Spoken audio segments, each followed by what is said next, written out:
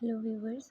आज की इस वीडियो में हम लोग if else if and nested if जो सी प्लस प्लस के डिफरेंट कीवर्ड्स हैं, इनको हम लोग देखने जा रहे हैं। इनका डिफरेंस हम चेक करेंगे कि ये सब आपस में डिफरेंट किस तरह से हैं और ये काम किस तरह से करते हैं।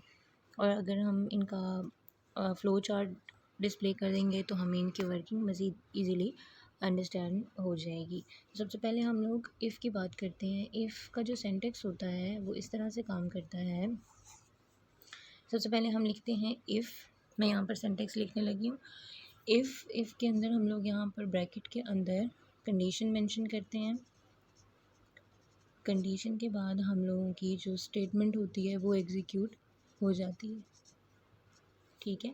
अब यहाँ पर मल्टीपल स्टेटमेंट्स भी हो सकती हैं। अगर आप मल्टीपल स्टेटमेंट्स एग्जीक्यूट करवाना चाहते हैं तो यहाँ पर स्टेटमेंट 1 हो जाएगी, यहाँ पर स्टेटमेंट 2 जो है वो हो जाएगी, एंड स्टेटमेंट एन तक आप जो हैं यहाँ पर स्टेटमेंट्स को एग्जीक्यूट करवा सकते हैं। तो ये इसका जी सिंटेक्स है हमारे पास। जब कंडीशन ट्रू होगी तो स्टेटमेंट्स एग्जीक्यूट होंगी, कंडीशन ट्रू नहीं होगी तो प्रोग्राम ऑटोमेटिकली एंड हो जाएगा आपका। अब इसका जो फ़्लो चार्ट है वो किस तरह से होता है मैं आपको दिखाती हूँ। ये चीज़ का फ़्लो चार्ट है। कंडीशन अगर आपके पास ट्रू होगी, सबसे पहले कंडीशन चेक होगी। कंडीशन अगर ट्रू है तो आपकी स्टेटमेंट्स जो हैं वो एग्जीक्यूट हो जाएंगी, और वो मल्टीपल स्टेटमेंट्स भी हो सकती हैं। और अगर आपकी जो कंडीशन होगी वो फॉल्स हो जाएगी तो आपका प्रोग्राम एंड हो जाएगा, और स्टेटमेंट्स के एग्जीक्यूट होने के बाद भी प्रोग्राम इस तरीके से एंड हो जाएगा। इसके लिए मैंने एक एग्जांपल यहाँ पर लिया है कि अगर आपके जो मार्क्स हैं वो ग्रेटर देन 50 हैं तो सी आउट पर डिस्प्ले हो जाए पास। अब ये देखिए इसी सेंटेक्स को फॉलो कर रहे हैं। इफ़ कंडीशन हमने मेंशन कर दी है और आपके पास सी आउट पर डिस्प्ले हो जाएगा जी पास। ठीक है। अब ये तो हमने डिस्प्ले कर दिया कि पास की कंडीशन हमने लगा दी है। इन केस हमें स्क्रीन पर डिस्प्ले करवाना हो फेल, फिर हम क्या करवाएंगे? उसके लिए हमारा इफ़ काम नहीं करेगा, बल्कि हम लोग इफ़ एल्स जो है उसको यूज़ करेंगे। ठीक है, तो उसको हम लोग देखते हैं। इफ़ एल्स जो है इसका सिंटेक्स कुछ इस तरह से आपको दिखेगा। इफ़ सबसे पहले जैसे कंडीशन हम लोग लगाते हैं वैसे ही कंडीशन ट्रू होगी तो स्टेटमेंट एग्जीक्यूट होगी। एल्स में दूसरी स्टेटमेंट एग्जीक्यूट हो जाएगी। जैसे मैं कहती हूँ अगर मार्क्स ग्रेटर देन 50 हैं तो पास हो जाए, एल्स में हम फेल शो कर दें। तो मतलब टू डिफरेंट या फिर सेट ऑफ डिफरेंट स्टेटमेंट्स जो हैं आप लोग इफ़ के केस में, और सेट ऑफ मतलब मल्टीपल स्टेटमेंट्स जो कि इससे डिफरेंट होंगी वो यहाँ पर एग्जीक्यूट हो सकती हैं। ठीक है, तो इसके लिए हम लोग एग्जांपल वही देंगे। मार्क्स वाली भी दे सकते हैं, इसके अलावा भी आप दे सकते हैं कि अगर पास और फेल नहीं डिस्प्ले करवाना है तो एक और एग्जांपल मैंने यहाँ पर लिखी है कि अगर आपका जो ग्रेड है वो मतलब कि किसी का ग्रेड ग्रेटर देन 15 है तो हमने बोनस उसका जो है वो कैलकुलेट किया है कि उसकी सैलरी में 50 रुपीज़ ऐड किए हैं, और हमने एल्स में कंडीशन दी है कि अगर किसी का ग्रेड ग्रेटर देन 15 नहीं है, यानी 14, 13, 12 कुछ इस तरह का है, तो सैलरी में 10 रुपीज़ ऐड हो जाएंगे। तो इफ़ एल्स की जो स्टेटमेंट है वो कुछ इस तरह से काम करती है। मैं इसका फ़्लो चार्ट आपको दिखा देती हूँ। इसका जो फ़्लो चार्ट है वो इस तरह से काम करता है हमारे पास कि सबसे पहले क्या होता है, कंडीशन चेक होती है। कंडीशन के बाद हम देखेंगे कि जो स्टेटमेंट इस साइड पर स्टेटमेंट 1 है वो ट्रू के केस में एग्जीक्यूट हो रही है। अगर कंडीशन फॉल्स हो जाती है तो स्टेटमेंट 2 जो है वो यहाँ पर एग्जीक्यूट हो जाएगी, और दोनों स्टेटमेंट्स के एग्जीक्यूट होने के बाद जाकर यहाँ पर एंड पे प्रोग्राम जो होगा वो ख़त्म हो जाएगा आपका। अब ये तो हमने देखा कि जहाँ हमारे पास दो केसेस हैं पास फेल की, या फिर हमने ग्रेटर देन 15 या लेस देन 15 के लिए बोनस कैलकुलेट कर लिया है, तो दो स्टेटमेंट्स यहाँ एग्जीक्यूट हो रही हैं। ठीक है। अगर हमें सेट ऑफ स्टेटमेंट्स गिवन हों और वो हम एग्जीक्यूट करवाना चाहते हों तो इफ़ एल्स तो सिर्फ मतलब दो बार काम करता है। तो इसके लिए हम लोग इफ़ एल्स यूज़ नहीं करेंगे, बल्कि हमारे पास एक और जो कंडीशनल स्टेटमेंट है वो काम करती है, that is if else if. तो ये हमारे पास किस तरह से काम करती है कि इफ़ में हम सबसे पहले कंडीशन जो भी होगी उसको मेंशन कर देंगे, जैसे हम हमेशा से करते रहे हैं। इफ़ एल्स के केस में भी सेम। और अगर आपकी कंडीशन ट्रू हो जाती है तो आपकी कोई भी जो स्टेटमेंट है वो एग्जीक्यूट हो जाएगी। कोई भी स्टेटमेंट का मतलब कोई भी ब्लॉक जो है, लेट सपोज आप कह लो कि कोड ऑफ यहाँ पर ब्लॉक, वो आपका एग्जीक्यूट हो जाएगा। फिर आती है एल्स इफ़। ठीक है। एल्स इफ में आप क्या करेंगे कि दूसरी कंडीशन लगाएंगे। यहाँ जो है ना मल्टीपल कंडीशंस हमें रिक्वायर्ड होती हैं एक्चुअली। मल्टीपल कंडीशंस की बेस पे हम डिफरेंट डिसीजंस जो हैं यहाँ पर वो या मल्टीपल स्टेटमेंट्स जो हैं वो रन करवा सकते हैं। एल्स इफ के लिए लेट्स सपोज आपका ब्लॉक 2 जो है वो एग्जीक्यूट हो रहा है। सिमिलरली आपका एल्स इफ यहाँ पर अगर मल्टीपल कंडीशंस मज़ीद मौजूद हैं तो एल्स इफ करके यहाँ पर अगली कंडीशन मेंशन करेंगे और अगली कंडीशन के बाद आपका जो ब्लॉक 3 होगा वो एग्जीक्यूट हो जाएगा एंड लिस्ट गोज़ ऑन। आपके अगर जितने ब्लॉक्स हैं आप वो यहाँ पर एग्जीक्यूट करवा सकते हैं। और जब लास्ट में बारी आ जाएगी, आखिरी ब्लॉक होगा या जो आखिरी कंडीशन होगी, उसके लिए हम यहाँ पर सिर्फ एल्स लिखेंगे। एल्स लिख के और जो भी आपका ब्लॉक एन होगा, लेट सपोज मैं एन तक गई हूँ तो ब्लॉक एन यहाँ एग्जीक्यूट हो जाएगा और प्रोग्राम आपका क्या हो जाएगा, एंड हो जाएगा इस तरह से। ठीक है, तो हमारे पास जो इफ़ एल्स इफ़ है वो इस तरह से काम करता है। Multiple conditions, multiple blocks execute होंगे और लास्ट में हमने हर जगह इफ़ के बाद else if else if else if use करना है, बस लास्ट में जाके हमने एल्स यूज़ कर लेना है।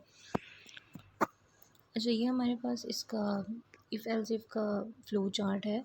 इसमें ये हमारे पास है कि कंडीशन आपके पास पहली चेक होती है। जब कंडीशन चेक होगी इन केस ऑफ ट्रू, आपकी जो स्टेटमेंट ब्लॉक 1 होगा, ये जो ब्लॉक 1 मैंने लिखा है इसका मतलब ये है कि स्टेटमेंट्स हैं, कुछ स्टेटमेंट्स हैं जो जिसको हम ब्लॉक 1 कंसिडर कर रहे हैं, वो एग्जीक्यूट हो जाएंगी। और अगर आपकी कंडीशन फॉल्स हो जाती है तो प्रोग्राम नेक्स्ट जो एल्स इफ की कंडीशन है उसको चेक करने चला जाएगा। तो जब ये कंडीशन चेक होगी, इन केस ऑफ ट्रू, ये कंडीशन ट्रू हो जाती है तो ये वाली स्टेटमेंट्स जो हमने लिखी हैं वो एग्जीक्यूट हो जाएंगी जैसे यहाँ हमने लिखी हैं। और अगर आपके पास ये कंडीशन भी फॉल्स हो जाती है तो प्रोग्राम आगे मूव कर जाएगा। अच्छा, और हमारे पास इसी तरीके से सारी कंडीशंस जो होंगी वो चेक हो जाएंगी। जब कंडीशंस चेक हो जाएंगी तो लास्ट पे जाकर, ये मैंने डॉट डॉट डॉट लगाया, इट मीन्स कि सारी कंडीशंस चेक होंगी एंड लास्ट में कंडीशन एन भी चेक हो जाएगी और लास्ट की जो ब्लॉक एन होगा वो भी एग्जीक्यूट हो जाएगा और प्रोग्राम एंड हो जाएगा। ठीक है, तो हम इन सब को इस तरह से भी कनेक्ट कर सकते हैं यूँ, और ये यहाँ पर ऐसे इसका ब्लॉक है। ठीक है, अच्छा, इसकी एग्जांपल मैंने इस तरह से ली है आपके पास कि देखें, अगर स्कोर हमारा ग्रेटर देन इक्वल टू 90 है तो हमारी सी आउट पे यानी डिस्प्ले पे आ जाए ए ग्रेड। एल्स इफ में अगर मेरे पास स्कोर ग्रेटर देन 80 है, 80, 81, 82, 90 तक, 90 होगा तो फिर तो ऑब्वियसली ए ग्रेड आ जाएगा ना। लेकिन अगर 80 से 89 के बीच में है तो हमारे पास बी ग्रेड आ जाएगा, या इसी तरीके से 70 से 79 के बीच है तो सी ग्रेड आ जाएगा, फिर 60 वाली लाइन में है तो डी ग्रेड, और अगर उससे भी कम मार्क्स हैं तो फिर हम लोग एफ़ ग्रेड शो कर देंगे। अच्छा, अब हम नेस्टेड इफ़ की बात करते हैं। नेस्टेड इफ़ जो हमारे पास होता है, नेस्टेड का मतलब ये होता है condition with in a condition. Condition ये वाली जो है, इस कंडीशन के अंदर मज़ीद चेक हो रही है तो हम लोग नेस्टेड इफ़ यूज़ करते हैं। लेट्स सपोज़ हमारा एक कंडीशन से गुजारा नहीं हो रहा, एक कंडीशन को चेक करने के बाद हम उसी के अंदर दोबारा एक और कंडीशन चेक करवाना चाहते हैं तो हम लोग नेस्टेड इफ़ यूज़ करते हैं। इफ़ कंडीशन ट्रू, दोबारा एक और कंडीशन चेक होगी, जब दोनों चेक ट्रू हो जाएंगे फिर हम लोग एक मल्टीपल जो सेट्स ऑफ स्टेटमेंट होंगी उनको हम एग्जीक्यूट करवाएंगे। अब इस इफ़ के साथ ऑब्वियसली एल्स भी लगेगा, तो इसका जो एल्स है यानी एक कंडीशन अगर ये वाली ट्रू होती है तो ये स्टेटमेंट, अगर नहीं तो ये वाली स्टेटमेंट एग्जीक्यूट हो जाए। और इसी तरीके से हर इफ़ का अपना एक एल्स होता है, तो इस इफ़ का भी एल्स यहाँ पर कि अगर कंडीशन लेट सपोज ट्रू होती ही नहीं है तो ये वाला सेक्शन जो है आपका एग्जीक्यूट हो जाएगा, लेकिन अगर कंडीशन ट्रू होती है तो ये वाला हो जाएगा, लेकिन अगर पहली कंडीशन ट्रू है और दूसरी फॉल्स है तो ये वाला सेक्शन एग्जीक्यूट हो जाएगा। तो इस तरीके से नेस्टेड इफ़ जो होता है हमारे पास multiple conditions within conditions को चेक करने के लिए यूज़ होता है। अच्छा, अब नेस्टेड इफ़ का जो फ्लो चार्ट है वो कुछ इस तरह से है कि फ़र्स्ट कंडीशन चेक, अगर ट्रू होती है तो आगे हम आएंगे इनर कंडीशन को चेक करवाएंगे। एल्स में हमारे पास ये जो फॉल्स का कंडीशन होगी ये वाली स्टेटमेंट एग्जीक्यूट हो जाएगी, और अगर ट्रू हो जाता है तो हम लोग ये देखें ये वाला जो पार्ट है इनर पार्ट, इसको एग्जीक्यूट करवा देते हैं। ठीक है। ये इनर वाला अंदर जो एक इफ़ लगा हुआ है ये वो वाला इफ़ है। कंडीशन चेक होगी, स्टेटमेंट ट्रू हुई तो फिर यहाँ पर ये वाली स्टेटमेंट एग्जीक्यूट हो जाएगी, और फॉल्स के केस में ये वाली स्टेटमेंट एग्जीक्यूट हो जाएगी। और जब सारी स्टेटमेंट्स मतलब चेक हो जाएंगी तो यहाँ पर प्रोग्राम आकर एंड हो जाएगा। अच्छा, अब नेस्टेड इफ़ की जो हमारे पास एग्जांपल है वो कुछ इस तरह से है कि हम लोग कंडीशन के अंदर मज़ीद कंडीशन चेक कर रहे हैं। हमने लेट सपोज़ 3 नंबर्स हैं, उनके लिए चेक करवाना है कि कौन सा स्मॉलेस्ट है। तो हम सबसे पहले एक नंबर का कंपैरिजन दूसरे से करवा रहे हैं, फिर तीसरे से भी करवा रहे हैं, और अगर तीनों से वो स्मॉलेस्ट है तो हम कह रहे हैं ए स्मॉलेस्ट। एल्स में ऑब्वियसली सी स्मॉलेस्ट, क्योंकि वो एक से तो छोटा है लेकिन दूसरे से नहीं है, तो ऑब्वियसली इसको हम कह सकते हैं। दूसरा, फिर यहाँ पर अगर हमारे पास बी, फिर बी की चेकिंग हो रही है इसी तरीके से, अगर बी जो है वो सी से छोटा है, ठीक है, तो बी हमारा ऑब्वियसली स्मॉलेस्ट हो जाएगा, बिकॉज ए से छोटा तो हमने यहाँ पर चेक कर ही लिया है ना। कंडीशन ट्रू नहीं थी तो ऑब्वियसली फिर वो बी सी से छोटा होगा। तो फिर अगर यहाँ पर बी सी से छोटा होता है तो हम लोग बी स्मॉलेस्ट कह लेते हैं, या फिर अगर ये भी कंडीशन ट्रू नहीं होती तो ऑब्वियसली सी इज़ स्मॉलेस्ट। ठीक है, तो इस तरह से हमारा जो नेस्टेड इफ़ है वो काम करता है। आई होप आप लोगों को इन चारों जो कंडीशनल स्टेटमेंट्स हैं इनके बीच में डिफरेंस क्लियर हो चुका होगा। प्लीज़ मेरी वीडियो को लाइक कीजिए, शेयर कीजिए और कमेंट सेक्शन में अपना फ़ीडबैक लाजमी दीजिए। Thank you.